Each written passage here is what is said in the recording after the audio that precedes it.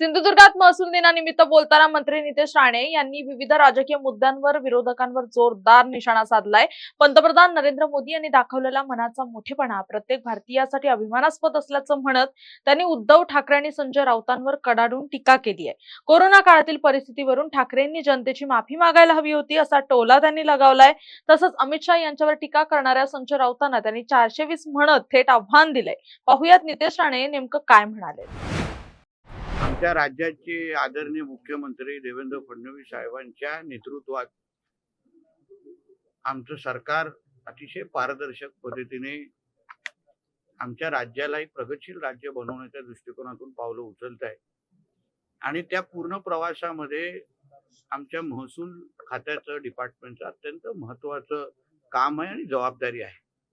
राज्याचे महसूल मंत्री आदरणीय बावनकुळे साहेबांच्या मार्गदर्शनाखाली आमच्या कलेक्टर मॅडम आणि त्यांची सर्व पूर्ण टीम आज महसूल यंत्रणा म्हणून ज्या पद्धतीने लोकांसाठी पारदर्शक काम करतायत, लोकभिमुख काम करतायत, त्या सगळ्या जणांना पाठीवर थाप देण्यासाठी, त्यांचं कौतुक करण्यासाठी आणि त्यांना काही महत्वाच्या अधिकाऱ्यांना पुरस्कार देण्याच्या दृष्टिकोनातून हा महसूल दिवस आम्ही साजरा केला।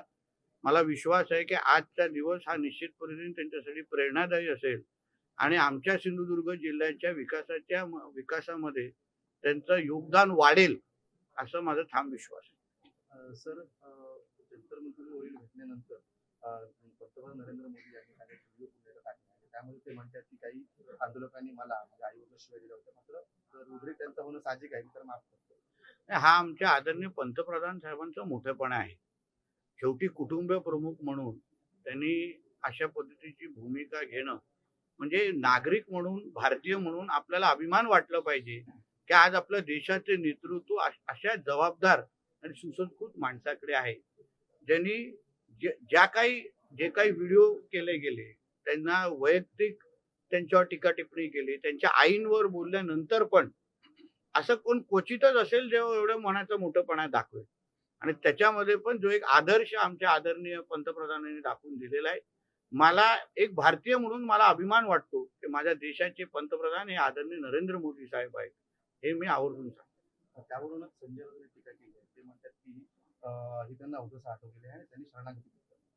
अहो, आमच्या आदरणीय मोदी साहेबांनी एवढी तरी भावना व्यक्त केली आणि सुसंस्कृतपणा काय असतो हे दाखवलं।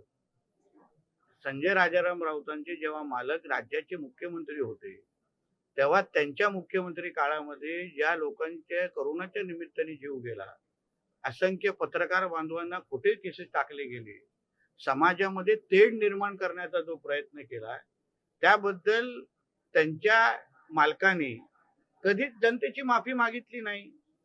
जनतेसमोर खरं म्हणलं तर नाक रगडायला पाहिजे होतं आणि माफी मागायला पाहिजे होती, पण ते काय उद्धव ठाकरे सारख्या व्यक्तींकडून आम्हाला अपेक्षा पण नाही।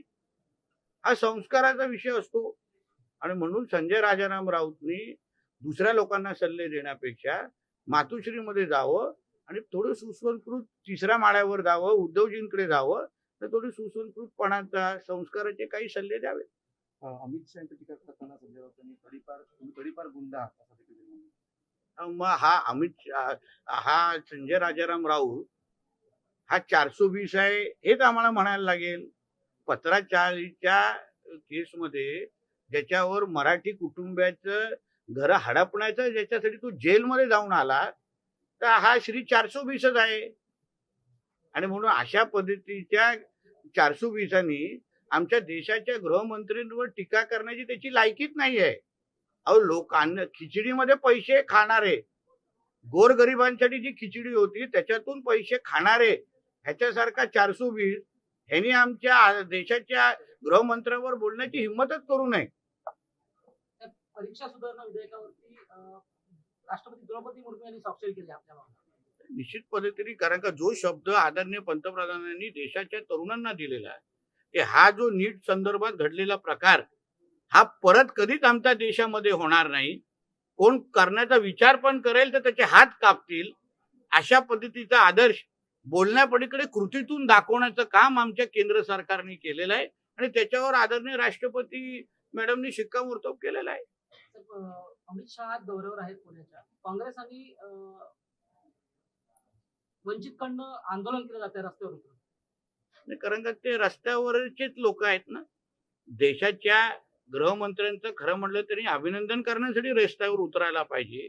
कारण का ज्या पद्धतीने आज आदरणीय अमित शहा साहेबांनी देशाला सुरक्षित ठेवलेलं आहे, 370 असो, राम मंदिराचा निर्णय असो, नक्षल मुक्त भारत, ड्रग फ्री मुक्त भारत करण्याचा जो मानस घेऊन जे आदरणीय आज अमित शहा साहेब काम करतायत, आज आपण घरात सुरक्षित का आहोत? कारण का आपल्या देशाचे गृहमंत्री अमित शहा साहेब आहेत.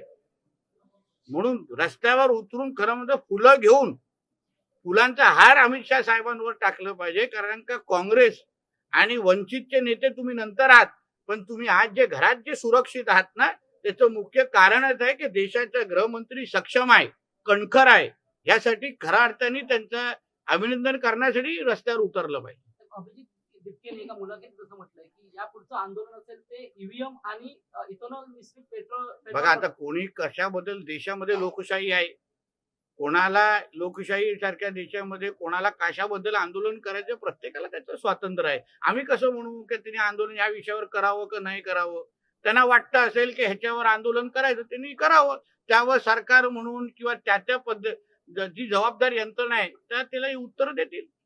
फिश टँकमध्ये वाढवलेल्या अमेरिकन कॅटफिशची वाढ पूर्ण न झाल्यामुळे सोलापूर जिल्ह्यातील उजनी डॅममध्ये स्थानिक मच्छीमारांना या संबंधित मी माझ्या मत्स्य खात्याचे जे एसीएफ आहे त्यांच्याकडून एक रिपोर्ट मागितलेला आहे. तो रिपोर्ट सोमवारपर्यंत माझ्याकडे येईल. आलेल्या रिपोर्टच्या अनुसार आम्ही कारवाई करू आणि अभ्यास करू, जेणेकरून मच्छीमारांना ह्याचं नुकसान कसं होणार नाही या दृष्टिकोनातून आमचं मत्स्य खातं निश्चितपणे पावलं उचलेल. जुहू चौपाटीवर कचऱ्याचं साम्राज्य आहे. मागील काही दिवसांपासून पाहायला मिळतंय जुहू चौपाटीवर. आता जुहू चौपाटीवर काही जे लोक जिथे येतात त्यांना शहरावर जे तिथे येतात आपलं वेळ घालवण्यासाठी कुटुंबाबरोबर येतात, ते काही असे असेल की अनुभव आम्हालाही, आम्ही जुहूत राहतो म्हणून आम्हाला तिकडचा अनुभव आहे. पण महापालिका असो किंवा संबंधित यंत्रणा त्याच्यावर लक्ष घालावं आणि मुंबई आणि प्रत्येक चौपाटी ही स्वच्छ ठेवावी अशी नागरिक म्हणून आणि मुंबईकर म्हणून अपेक्षा, आणि त्या पद्धतीचं काम आमची महापालिका निश्चित पद्धतीने करेल. तुमची car, electric panel, data server आगीपासून सुरक्षित आहे का? नाही? मग आजच बसवा F protect temperature activated fire suppression device. यामध्ये आहे eco friendly non toxic pressurised liquid, जे आग लागल्यास क्षणार्धात ऍक्टिव्हेट होऊन आगीवरती मिळवते नियंत्रण. बसवण्यास अतिशय सोपे आणि सुटसुटीत. टेकालिपचे एक दर्जेदार उत्पादन एफ प्रोटेक्ट.